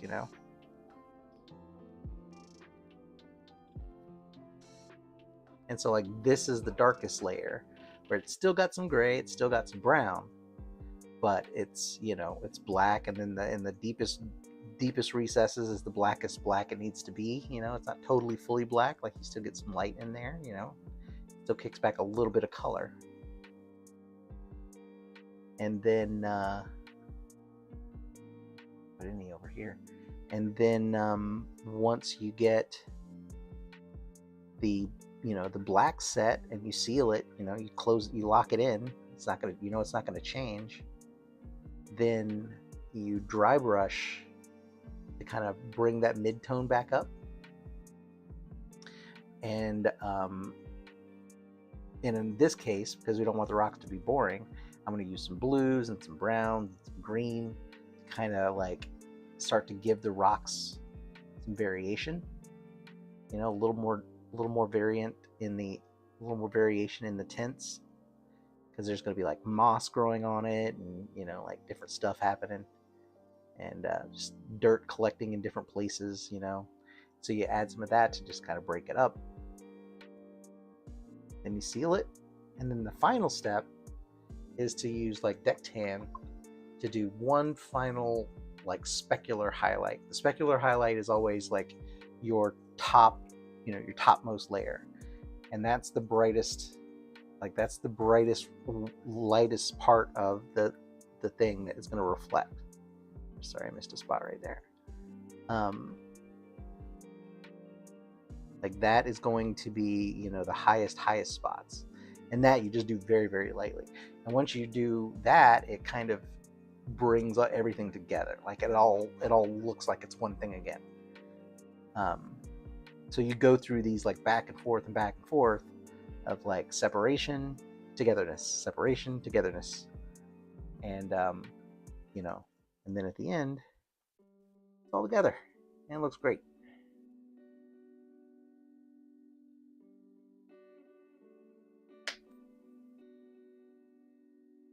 Don't want to skimp on this at this stage, because like I said, this is the depths right now, so I want to get in there deep.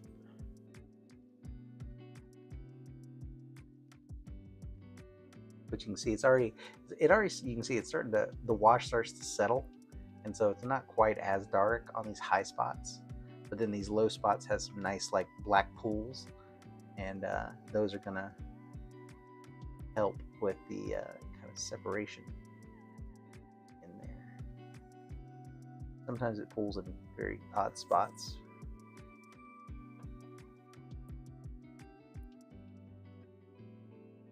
And ultimately, like I said, this is fun too, because you can't really screw this up. Like, You're going to put on so many other layers that, you're not going to see any, you're not going to be able to pick out any one particular detail unless you just let shit dry weird, like this spot right here. I guess within reason, I should say. Can't screw this up.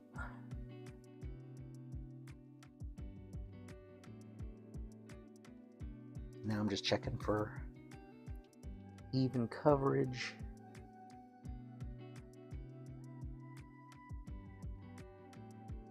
It's starting to dry, so I'm starting to see where my pools are. I just want to make sure they're not too heavy. Sometimes when they pool, they'll leave like a ring almost. And that's no bueno.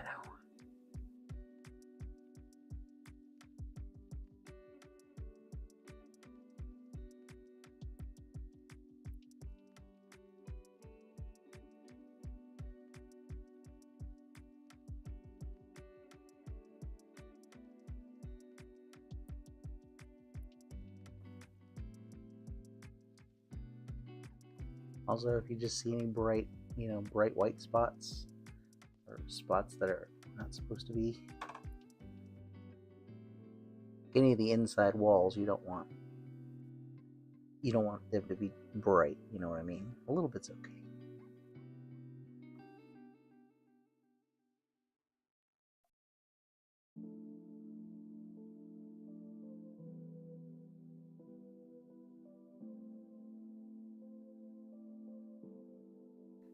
Quality control action here.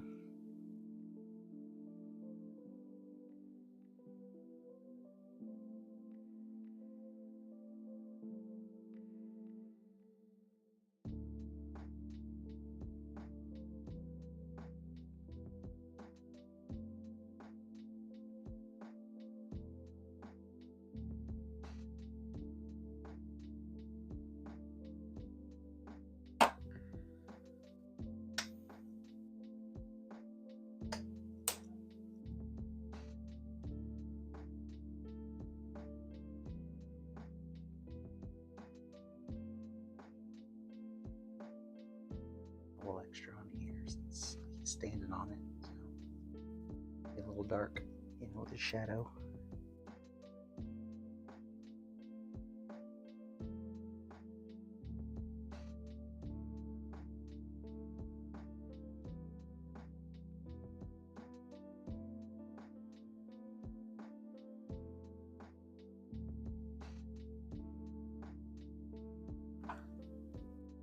A little bit more up here. I want to see all those little bumps.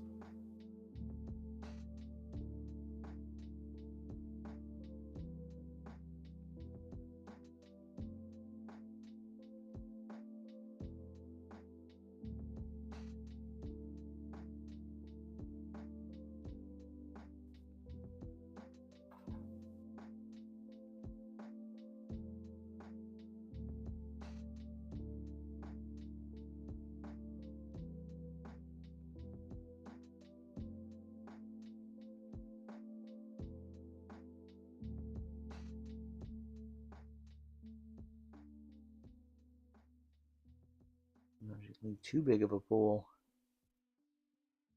That. And then yeah, you get some weird, it dries weird sometimes. It's like I want to leave a little bit in the depths, but make sure to not missed that whole area right there, didn't they? Make sure to not let it pool too high or puddle so high that it dries weird. It'll leave like a ring almost.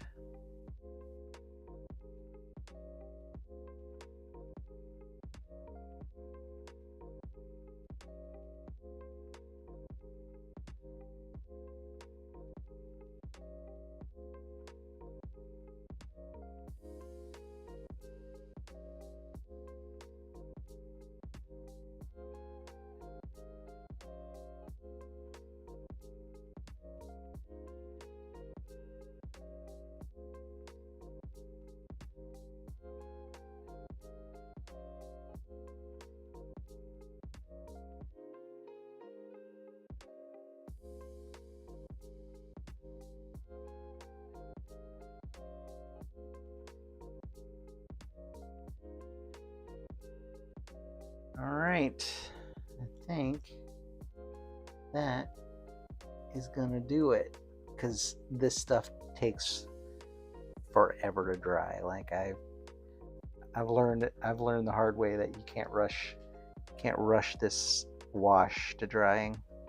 It seems like other colors you can, but this black does not like to be rushed. And then if you try to, I mean, I guess you could seal it and it would all kind of dry together, but I'm gonna be patient. And like I said, I got some dinner coming, so there's no sense in rushing at this point. I'm at a good stopping point.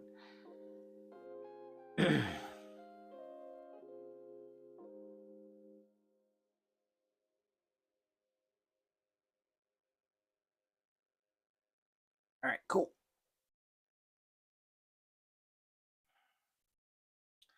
Alrighty, I am gonna hang it up here, and I will probably be back on tomorrow. Probably won't be till the afternoon though. I'm going to see Thunderbolts, a little matinee, so it'll probably be late in the afternoon. But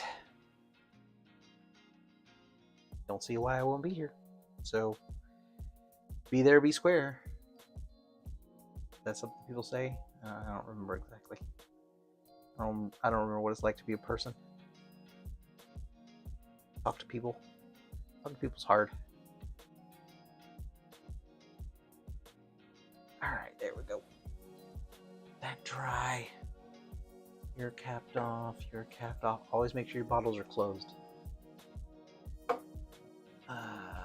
Wash, beer, drying.